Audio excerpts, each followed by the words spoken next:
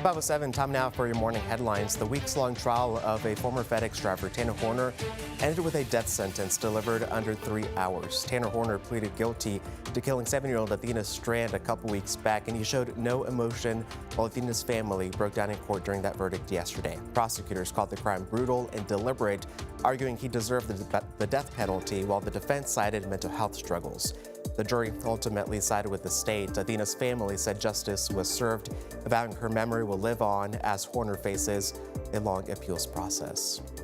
New information this morning about the hantavirus outbreak linked to a cruise ship.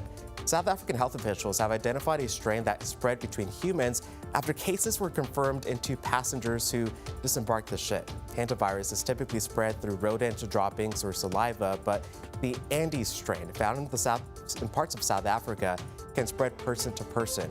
Overnight, 3 remaining passengers showing symptoms were said to be evacuated as officials continue to track possible infections.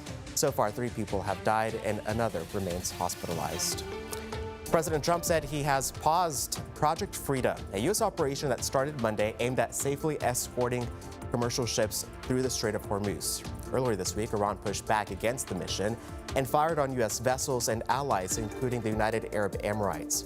President Trump said he is pausing Project Freedom at the request of Pakistan because the U.S. and Iran are, quote, making great progress toward a complete and final agreement. The U.S. naval blockade of Iranian ports remains in place. And the latest federal data shows U.S. jobs openings were virtually unchanged in March at roughly 6.9 million compared to February. The job openings and labor turnover survey also showed that layoffs ticked up in March, but so did hiring. The data comes ahead of the next federal job reports.